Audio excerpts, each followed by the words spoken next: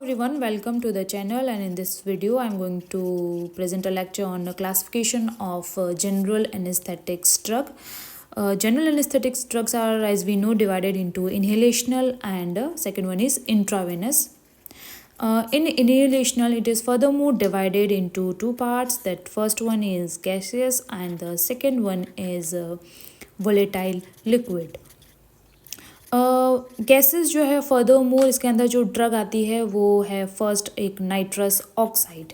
Okay, nitrous oxide एक ऐसी drug है जो कि वीक ऑक्साइड ड्रग है. ये इतनी एनेस्थेटिक इफेक्ट शो नहीं करती है.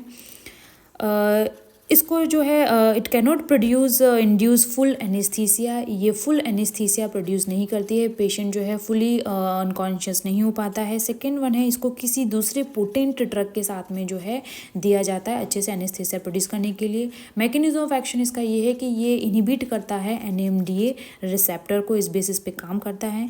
यूजेस इसका देखें कि it is mostly use in dental surgeries. उसके अंदर अगर आपको एनेस्थीसिया प्रोड्यूस करना है तो डेंटल सर्जरी में यूज़ होता है, और also used during labour pain, during pregnancy.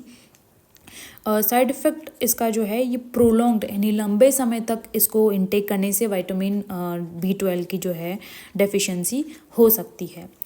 Now come to the volatile liquid. Volatile liquid में जो फर्स्ट जो आता है वो है हेलोथेन.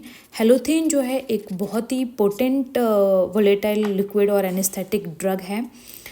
लेकिन जो है ये वीक एनाल्जेसिक इफेक्ट शो करता है. पेन को जो है इतने अच्छे से नहीं कम करता है. रैपिड इंडक्शन, जल्दी से जो है एक्शन शो करता है एनेस्थीसिया का. की पॉइंट एक ये है कि ये इंक्रीज लिपिड सॉल्युबिलिटी होती है. लिपिड हाई लिपिड सॉल्युबल होता है ये ड्रग, तो हिपेटोटॉक्सिसिटी प्रोड्यूस कर सकता है. सेकेंड ये है कि इंडक्शन एंड मैनेजमेंट के लिए यूज़ होता है. एनेस्थीसिया को प्रोड्यूस करने के लिए और एनेस्थीसिया को मेंटेन करने के लिए ड्रग यूज़ होती है. यूजेस इसका देखें कि ये पीडियाट्रिक एनेस्थीसिया, छोटों बच्चों में एनेस्थीसिया अगर प्रोड्यूस करना है तो ये ड्रग यूज़ होती है. साइड इफ़ेक्ट इसका ये है कि as we know it is highly lipid soluble, तो it can cause hepatotoxicity, liver toxicity कर सकती है. और दूसरा है अरीदमिया, हार्ट रेट जो है आपका रिदम जो है वो इरेगुलर हो सकता है. Now the second one is isoflurane. Isoflurane जो है एक हेलोथेन जो ड्रग है उसका अल्टरनेटिव ड्रग है. अगर आप हेलोथेन यूज़ नहीं कर रहे हैं तो आप आइसोफ्लूरिन जो है as a safer side use कर सकते हैं. It has fast induction and recovery. ये जल्दी से एनेस्थीसिया प्रोड्यूस भी कर देती है और रिकवरी भी जो है इससे जो है जल्दी होती है. नाउ यूजेस इसका देखें तो मोस्टली जितनी भी सर्जरीज होती है, मेजर सर्जरीज, उसमें आइसोफ्लूरिन यूज़ होता है.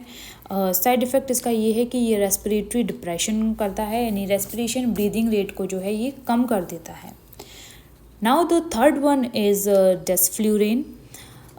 डेस्फ्लूरिन जो है एक बहुत ही फास्टेस्ट इंडक्शन और रिकवरी वाली ड्रग है. यानी ये भी बहुत जल्दी से जो है एनेस्थीसिया प्रोड्यूस करता है और रिकवरी रेट भी इसकी जो है वो जल्दी से रिकवर कर देता है पेशेंट को. सेकेंड पॉइंट है कि इसकी सॉल्युबिलिटी जो ब्लड में है वो बहुत ही कम होती है. ब्लड के अंदर बहुत ही कम सॉल्युबल होता है, जिसकी वजह से ये बॉडी से जल्दी से एलिमिनेट भी हो जाती है. फास्ट एलिमिनेशन होता है इसका. यूजेस इसका ये है कि ये मोस्टली शॉर्ट सर्जरीज़ जो होती है इसलिए शॉर्ट सर्जरीज़ में यूज़ होता है. फॉर एग्जांपल आउट पेशेंट कोई प्रोसीजर यूज़ करना है, आउट पेशेंट कोई आया है उसके अंदर कुछ एनेस्थीसिया प्रोड्यूस करना है तो ये यूज़ होता है. साइड इफ़ेक्ट इसका ये है कि ये एयरवे इरिटेशंस, आपकी जो ब्रोंकिया है, जो ट्रैकिया एयरवे है, वहाँ पे इरिटेशन कॉज कर सकता है. ये तीनों हेलोथेन, आइसफ्लूरिन और डेस्फ्लूरिन जो है, इन तीनों का अगर मैकेनिज्म देखें तो ये किस इन्हांसिंग गाबा रिसेप्टर मैकेनिज्म पे काम करता है, गाबा रिसेप्टर को इन्हांस करता है. डिफरेंस अगर देखें गैसेस और वोलेटाइल लिक्विड में, तो गैसेस जो ड्रग है ये बहुत ही लो पोटेंसी वाली ड्रग होती है, लेकिन एनाल्जेसिक इफेक्ट जो है वो अच्छा शो करती है. Good analgesic but low potency anaesthetic drug होती है. पेन को बहुत अच्छे से कम कर देती है. वही वोलेटाइल लिक्विड जो ड्रग्स है उनकी पोटेंसी ज़्यादा होती है, हाई पोटेंशियल वाली ड्रग होती है, और वाइडली मोस्टली जितनी भी सर्जरीज होती है उसके अंदर ये यूज़ होती है. Thank you for watching.